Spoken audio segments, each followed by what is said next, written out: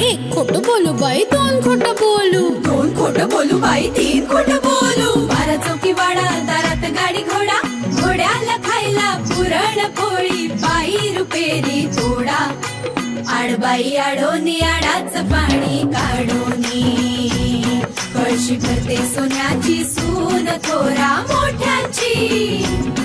असं सासर नको ग बाई, नाव नुसतं मोठं, नाव नुसतं मोठं, ज्याचं लक्षण बारी खोट. पैलमा गणेश देवा, माझा खेळ मांडला करीन तुझी सेवा, करीन तुझी सेवा, मला हवा करतार, चंद्रपोळी चौकडीत माझा संसार. 3 दगडांची चूल फुंकणे निखारे, मुठभर जोंधळात सुख माझे सारे. नांदा सौख्य भरे, नांदा सौख्य भरे, नांदा सौख्य भरे, नांदा सौख्य भरे. अगं वच्छी येणार होती ना, एव्हाना यायला हवी होती. येतील ग. मुंबईच्या ट्रॅफिक मध्ये 5-10 मिनिटं इकडे तिकडे धरायलाच हवी. आणि ते कार्यालय रात्री उशिरापर्यंत चालू असतं, काही काळजी करू नकोस. येऊ का? या आल्या. ये ये वच्छे ये. आई ग, बसते बाई, दमले. बस बस बस. अगं तर हळदी कुंकू लावतीला, ती निसांची आली. हो. मग काय ठरलं त्यांचं वच्छी आत्या? 27 रविवार आहे. हा. देशमुखांशी पण बोलणं झालंय माझं, हरकत नाही म्हणाले. वा वा वा, काळजी घे.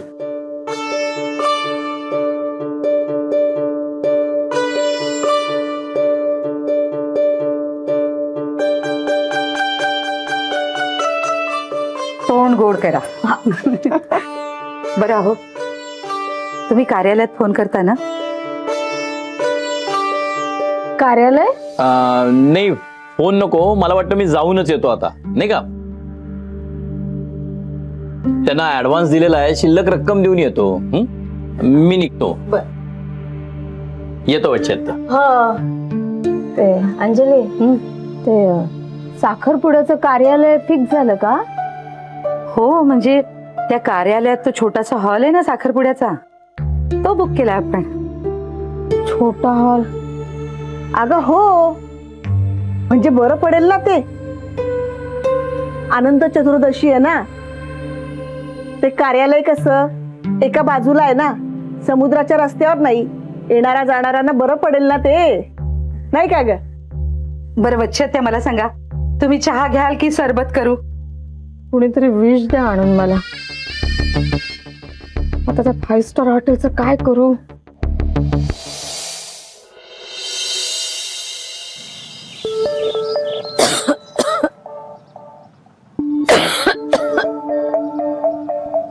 एक तर जळली तब्येत ठीक नाही माझी, त्या ललिताच्या डोक्यात 5 स्टार हॉटेल बसलंय.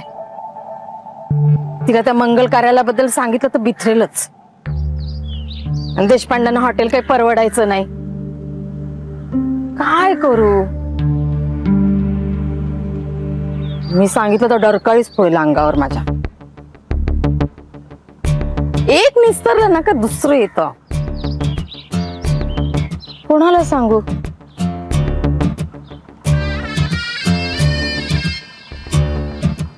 नील? हो, नीलच. नील बरोबर पटवेल तिला. हो हो हो. पहिले देशपांड्यांनी कशाला बोलवलं ते बघते, आणि मग नीलला कसं गाठायचं ते ठरवते. चला वत्सला बाई, थकून चालणार नाही. आता हे बघ, ही आधी तिन्ही घरात असायला हवी. आई, पूजेची भांडी आपल्यालाच न्यायला लागतील ना? हो ना ग, जरा वरून काढून ना घासून घे. नाही, तशी गणपतीसाठी काढून ठेवलीच होती. मी एकदा हात फिरवून घेते. येऊ का? अगं वच्छे, ये ये या बसा. ऐका, का ग दमलेली दिसतेस? हो, धावपळ होते खरी, पण हरकत नाही. एक कप चहा प्यायले ना की येईल कर तरी. आत्ता आणते, बसा तुम्ही. अगं घाई नाही ग, बस तू थोड्या वेळाने दे. अंजली दिसत नाहीये. अगं ती गेलीये कार्यालयात. म्हटलं एकाच कामात सगळ्या जणी कशाला. आणि ही आहे ना हाताशी माझ्या. आणि कार्यालयात जाणं पण जरुरीचं होतं ना. त्यांचे केटरर हल्ली ठरलेले असतात. आणि पान सुपारीच्या आधी आपण काय देणार, ते कसं असेल, ती प्लेट कितीला पडेल, हे सगळं बघावं लागतं ना. हो, आणि अजून ना नीलच्या अंगठीचं माप सुद्धा घ्यायचं राहिलंय ग. हो ना. हो का, चांगला बहाणा मिळालाय. मी आणते ना. अच्छा हो. हो, किती दगदग कराल तुम्ही. राहू द्या, मी यांना सांगते. अगं कसली दगदग, आणते मी. परकी आहे का अनिता मी. अगं पण यावेळेला ऑफिस मध्ये असेल ना तो. मग जाते की ऑफिसात. नाहीतरी घरी बसून मी काय करणार आहे एकटी. माझा पण लागू दे की हातभार. अनिता आता चहा टाकच बाई. जा. आत्ता आणते. ये. मी तोपर्यंत ना नीलला फोन करते.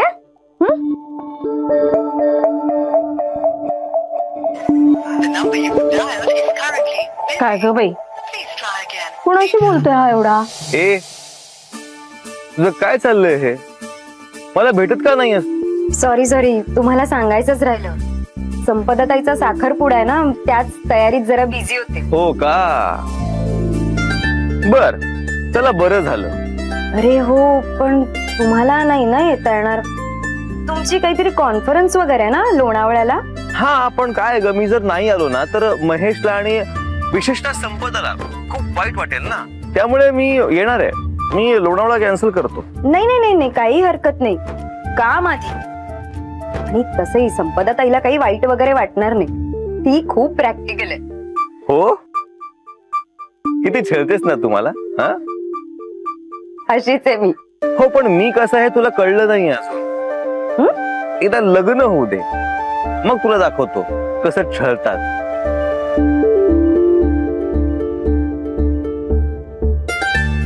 अगं जरा फोनवर कमी बोलत जा ग. अगं सगळ्यांना तुमचे फोन एंगेज लागतायत. बघ आजींना पण कळलंय की मी तुझ्याशी बोलतोय म्हणून. हो अगं आजी, तुला कसं माहित.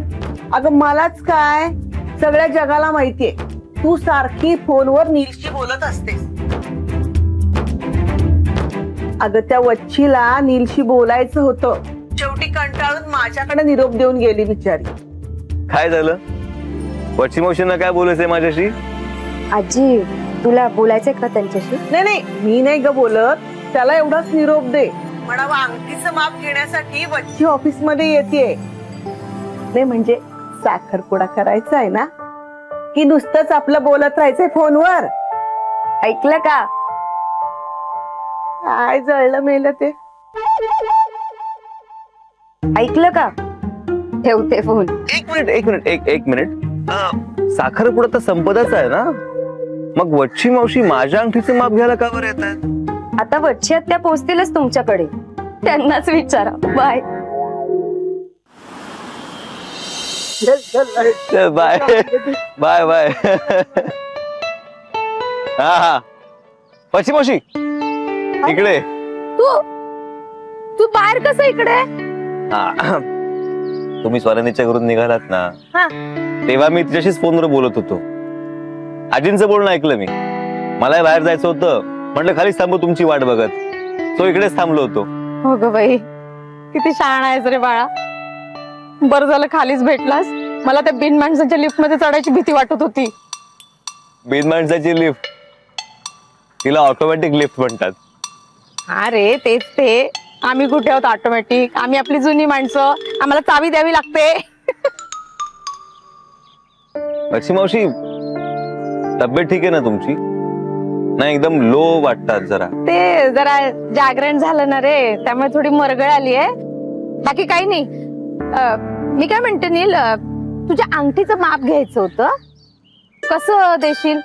दोरा आहे माझ्याकडे, दोऱ्याने घेऊ का. माझ्याकडे ही साधी अंगठी आहे माझी. हे तुम्ही घेऊन जा मापासाठी. अगं बाई, हे बरं होईल. नील, तुला लग्नात हिऱ्या बिऱ्याची अंगठी नको ना रे बाळा? नाही नाही, साधीच हवी आहे. मला माहितीये रे, तू साधाच आहे, पण आपलं स्पष्ट विचारलेलं बरं काय? नाही, बरं केलं. या गोष्टी क्लिअर झालेल्या बऱ्या असतात. हो.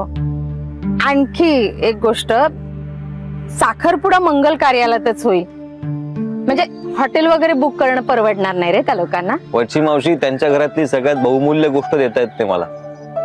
दुसरी मला खरंच कुठलीच अपेक्षा नाही. तसं नाही रे राजा, पण तुम्हा मुलांची काही स्वप्न असतात ना रे, म्हणून. स्वानंदी बरोबर मला माझं आयुष्य काढायचंय, एवढं एकच स्वप्न आहे. ते तुमच्यामुळे पूर्ण होत आहे. आणि पण ललिताची स्वप्न मोठी असू शकतात, तिला कसं तोंड देऊ? आई, हा, आईशी मी बोलतो. फिकर नॉट. फिकर नॉट म्हणजे? ती बोलण्याची एक पद्धत आहे, म्हणजे काळजी करण्याचं काही कारण नाही. गो बाई, हो का? तू खरंच फिकर नॉट केलंस मला. मी वसंतरावांना सांगून लगेच कार्यालय बुक करायला सांगते. हो हो, सांगा त्यांना. हा, बरं, मी निघू आता. तुम्हाला ड्रॉप करायचंय कुठे? नको, मला आपलं तुझ्या घरीच जायचंय ना. मी जाते रुकू टुकू करत. तू किती वाजेपर्यंत येशील? मी 7 वाजेपर्यंत पोहोचतो. बर, भेटू तेव्हा. हो. आणि हा, तब्येतीची काळजी घ्या. हो रे राजा, घेते.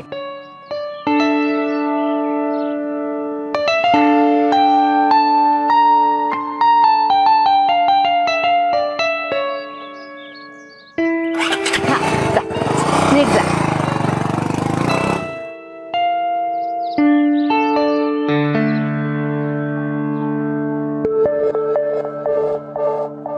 हो ग बाई, 7 वाजायला अजून बराच वेळ आहे. क्षीरसागर साहेबांचं नाव लिहिलं का? हो, अगं तू सांगितलंस आणि मी लिहिणार नाही असं होईल का? हे बघ, पाटील बिल्डर सुद्धा लिहिलंय. ज्वेलरचं नाव पण लिहा. टेलर कशाला घरगुती समारंभात? सगळ्यांना कळू दे ना, जहागीरदारांची होणारी सून इन्कम टॅक्स कमिशनरची मुलगी आहे. सगळ्यांना कळलंय. लोकल चॅनलवर बातमी द्यायची तेवढं बाकी आहे. बस भलत्या वेळेला विनोद नका करू. ठेव का? या बच्ची मावशी, अगदी वेळेवर आला. 7 वाजले ना, चहा प्यायला आले. अहो चहा प्यास, पण देशपांडांना आमचा निरोपही सांगा. साखरपुड्याला आमची 100 माणसं आहेत म्हणा. 100 माणसं? अगं बाई, अगं ते देशमुख पण आहेत, देशपांड्यांकडची पण पाहुणे मंडळी असतीलच. असतील ना, पण आमचे 100 माणसं आहेत. अरे देवा, एवढ्या माणसांना हॉल कसा पुरायचा? हॉल? इंद्रनीलचा साखरपुडा हॉलमध्ये करणार आहेत? हो, मंगल कार्यालयात. नाही, त्यांना सांगा एखादं हॉटेल बुक करा. जहागीरदार आहोत आम्ही. आमच्या मुलांचे वाढदिवस सुद्धा 5 स्टार शिवाय झाले नाहीत कधी. हो ग, झालेच असतील, मी कुठे नाकारते, पण देशपांडे मंडळी देखावा नाही ना करू शकत. तुम्हाला काही अडचण नाहीये की नाही भाऊजी? तुम्हीच बुक करून टाका ना एखादं आलिशान हॉटेल. नाही, आम्ही कसं करणार? साखरपुडा मुलीकडची माणसं करतात ना. हो, आणि ते पोत्यात पैसे भरून ठेवलेत ना, ते बाहेर काढा म्हणाव. वाळवीला गेला शनी त्याला. ललिता, तुला सगळं माहित असून सुद्धा तू समजून घेत नाही बाई. अगं, ते देशपांडे मंडळी श्रीमंतीचं प्रदर्शन करू शकत नाही. त्यापेक्षा तूच बुक करून टाक ना एखादं हॉटेल. नाही, मी करूनच टाकेन, मागे पुढे पाहणारही नाही. बघूच नको मागे पुढे, तेच म्हणते मी. एकदा नीलशी बोलून घे. इंद्रनीलशी काय बोलायचंय? तो माझ्या शब्दाबाहेर नाही. हा, बरोबर आहे, पण तोच म्हणाला होता की साखरपुडा साधेपणाने करायचंय त्याला. काय? म्हणून तर मी वसंतरावांना तसं सांगितलं ना ग. इंद्रनील असं म्हणाला? मला न विचारता त्याने निर्णय घेतलाच कसा? आता ते कसं काय ते बाई ते तुझं तू ठरव. म्हणजे एकदा बोलून घ्या तुम्ही एकमेकांशी आणि मला कळवा. हा मी निघते. भाऊजी येते मी. हा काय चाललंय या वच्चे मावशींचं? माझा मुलगा आता ह्यांना विचारून निर्णय घेणार का? अगं असं काही म्हणायला नाहीये तो अच्छी मावशी. तू उगीच डोक्यात राग घालून घेऊ नकोस. बाळू, इंद्रनील आला की त्याला लगेच माझ्या बेडरूम मध्ये पाठव. ए ललिता, अगं ऐक. ललिता ऐक, ऐक माझं. ललिता ऐक. ए ललिता ऐक जरा ऐक. हे बघ, बाळूवर आणि वच्छी मावशींवर रागवून काय उपयोग होणार आहे मला सांग. कोणावर रागवून काही उपयोग होईल असं वाटतच नाहीये मला. पण इंद्रनील मुलगा आहे ना माझा. काल परवापर्यंत माझ्या शब्दाबाहेर नव्हता तो. आणि असा अचानक निर्णय कसा घेऊन टाकला त्यांनी? कुणाच्या सांगण्यावरनं चालतोय तो? हो ललिता, जरा नीट विचार कर. आतापर्यंत आपण देशपांडेच्या भरोशावर वारेमाप खर्च करून बसलोय. आता हात जरा आखडता घ्यायला हवा. इंद्रनील देशपांडेंच्या मनासारखं वागतोय हे समजा जरी आपण मानलं तरी ते आपल्याच पथ्यावर पडले ना. आपल्या पथ्यावर? आपल्याकडे कोण पाहुणे येणार आहेत माहितीये ना तुम्हाला? हो माहिती आहे मला. पण ललिता, अजूनही पैशांचा ओघ सुरू झालेला नाहीये. आत्ताच जर आपण एवढा खर्च करून बसलो आणि लग्नात त्यांच्या अपेक्षा वाढल्या तर ते आपण कशा काय पुऱ्या करणार आहोत? जानकी वहिनींच्या नावावर असलेल्या जमिनीचा शेवटचा तुकडा आपण साठे गुरुजींच्या नावावर केलेला आहे. इंद्रनीलच्या लग्नापर्यंत तो आपण विकू शकत नाही. साठे गुरुजी जर बिथरले तर सगळ्यावर पाणी पडेल. काय लक्षात येते ना तुझ्या? तेव्हा इंद्रनील आत्ता जे काय वागतोय त्याच्यात आपलंच भलं आहे. हो, पण मोठी मोठी माणसं येणार. क्षीरसागर साहेब, आपले बिल्डर, त्यांना काय दाखवायचं? आपल्याकडे दाखवायला वसंत देशपांडे आहेत तेवढे पुरेसे आहेत. हे जे मोठे जबाबदार अधिकारी असतात ना ते डोळसपणे खर्च करतात हे सगळ्यांना कळतं. शिवाय आत्ताच त्या देशपांडेंना प्रामाणिकपणाचा पुरस्कार मिळाला. ते हात सोडून सढळ खर्च करतीलच कसा याचा विचार आपण नको का करायला? तुमचं म्हणणं समजतंय मला, पण गळी उतरत नाहीये. ठीक आहे, आत्ता इंद्रनील समोर घेते मी सांभाळून. आता कसं ललिता, जरा धीर धर. खिचडी गार होऊ दे, आपल्यालाच खायची ती. आई, ये. बोलवलंस तुम्हाला? हो. अरे मोठा झालास ना तू आता. म्हणलं बघूया किती मोठा झाला इंद्रनील.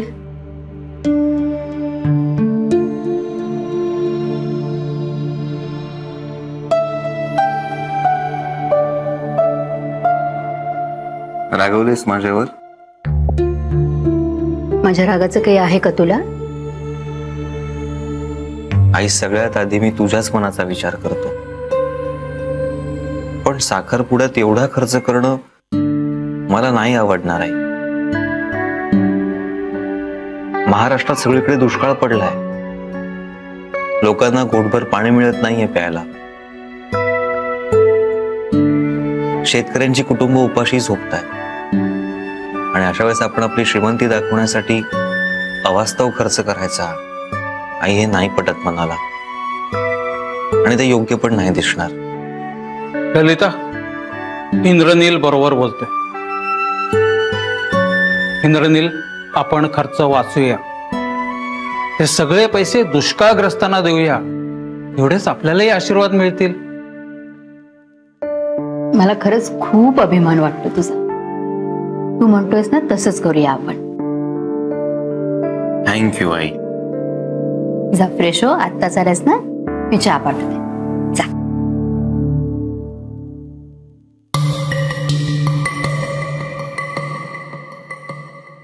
बघितलंस, एका मिनिटात विषय संपला. पण आपले सगळे हिशोबच गडबडले. नाही पण इंद्रनील म्हणतोय त्यातही तथ्य आहे. दुष्काळाचं ऐकून क्षणभर मीही कासावीस झाले. बरं, देशपांडे करतायत त्या प्रकारचा साखरपुडा आपल्याला मान्य आहे हे वच्ची मावशींना फोन करून कळवून टाक बरं. सांगते.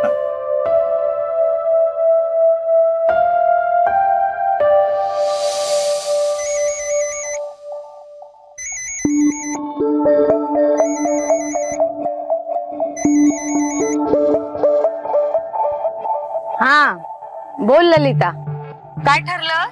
अहो माझं आधीच ठरलं होतं. पण काय ना, दुसऱ्यांवर जळणारी लोक काही कमी नसतात हो. म्हणजे? अहो म्हणजे आमच्यामुळे देशपांड्यांवर कुठली इन्क्वायरी वगैरे बसली ना तर नाही आवडणार मला. म्हणजे माझी हौस व्हायची आणि त्यांना त्रास. तसे शेवटी आता आमचे नातेवाईक येते आणि आम्हीच त्यांची काळजी करायला हवी ना. हो बरोबर आहे तुझं. मग काय सांगू त्यांना? त्यांना म्हणा तुम्हाला जे योग्य वाटते ना ते करा. आमची काहीही हरकत नाही. बर बर बर, सांगते मी. हा ठेवू? बाय.